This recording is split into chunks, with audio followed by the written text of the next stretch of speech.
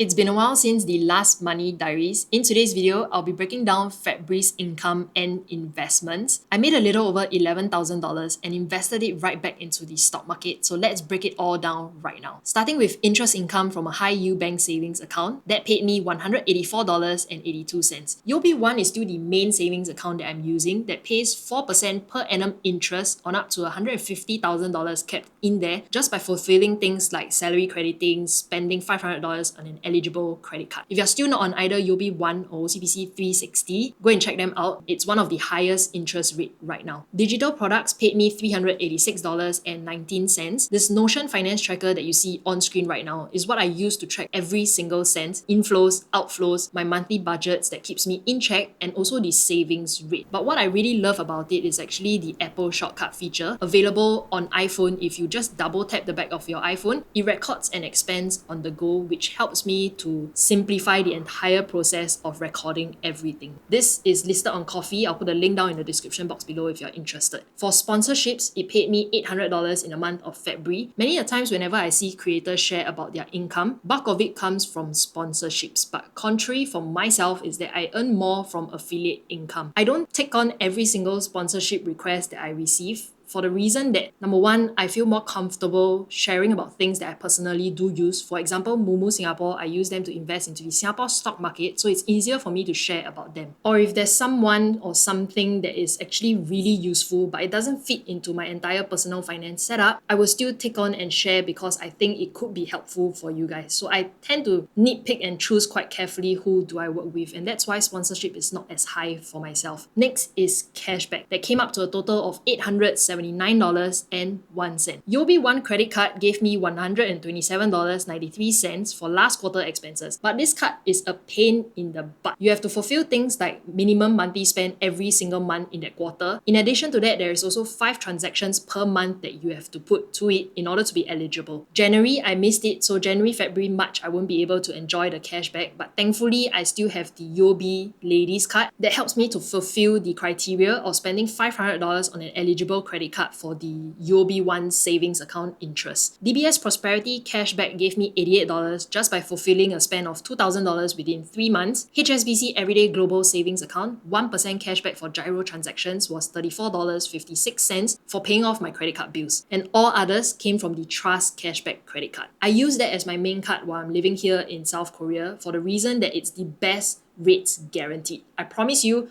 once you factor in that 1% unlimited instant cashback, you'll get the best foreign currency exchange rates possible as compared to other multi-currency cards. It also comprises of referrals whenever you guys use my promo code right over here to sign up for a Trust Bank savings account or credit card. Other income was a total of $971.49. This category comprises of miscellaneous referrals that I do not have a partnership with. But more than that, there is also another income stream that I'm trying out that is in the early stages. When things do become finalized, then I'll share it with you guys. But one thing I realize is that it's always fun trying to create new income streams. I have been trying to make money ever since the age of 17 years old. From selling stuff to profit on the difference between cost and the selling price, to trading my time for money at part-time gigs. I genuinely enjoy the process of trying to shoot out a dart and to see whether it can hit a bullseye, and who knows, that can be an additional income stream that we have to fund our retirement days ahead. Google AdSense revenue paid me $1,674.95 in February. This is for January views, and after the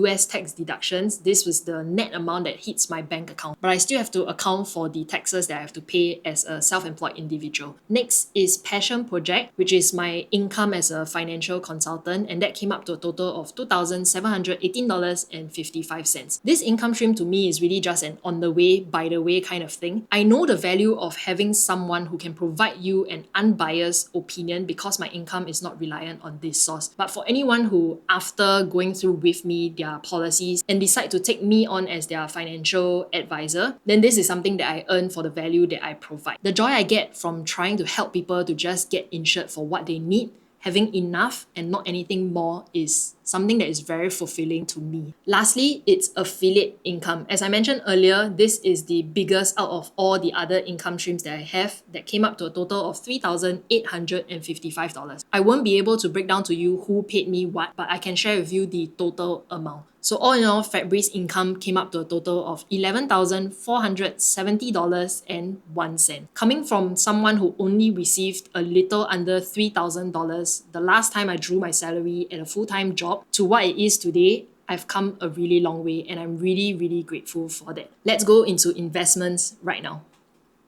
In previous videos on the channel, I updated that I was using my dividends paid out from the Singapore stocks that I hold to invest right back into the US stock market. It's currently valued at $1,046.88 USD, and the P&L profit and loss is up 0.93% after the recent market dips. The great part about investing in an ETF is that I do not have to worry about whether the market goes up or down because I'm invested into a basket of stocks instead of one individual company. I simply need to just stay invested for the long term, continue dollar cost averaging into it, which is automated by Moomoo Singapore's regular savings plan. The great part about this is that you can kickstart your investment journey with as little as $5, doing it in regular intervals from weekly, every 2 weeks, monthly, and even daily. You can find various kinds of index ETFs directly on the Moomoo app. They offer really user-friendly ETF features and provide a range of thematic ETFs. For example, if you're interested in AI, you can invest in ETFs related to that sector. It has never been easier to kickstart your investment journey because once you set up that regular savings plan, everything is automated, from deducting from your bank account to investing into the stock or ETF of your choice. As a new user to Moomoo Singapore, with my exclusive link down in the description box below, you're getting an additional $20 on top of the $800 new user sign-up rewards. You simply need to deposit the respective amounts and fulfill the holding period to receive Tesla shares and trading cash coupons, which works like cashback. More details will be found down in the description box below. Moomoo Singapore was the platform I used to invest into the Singapore stock market, and it's still what I'm using for Singapore stocks right now because of their 1-year commission-free trades in the Singapore stock market for new users. It's still available right now as well. Once you factor that in, it is one of the cheapest platforms to invest with for Singapore stocks. Apart from reinvesting my dividends, I'm also keeping up with my S&P 500 investment. Every single month, I'm dollar cost averaging 1,000 USD, an equivalent of roughly about $1,300 SGD. But more than that, in February, I also did a one-off purchase of 2,500 USD into the S&P 500, and I bought some Google and Microsoft shares as well. When I covered my 2025 investment plan, I mentioned that I was using this pot of money to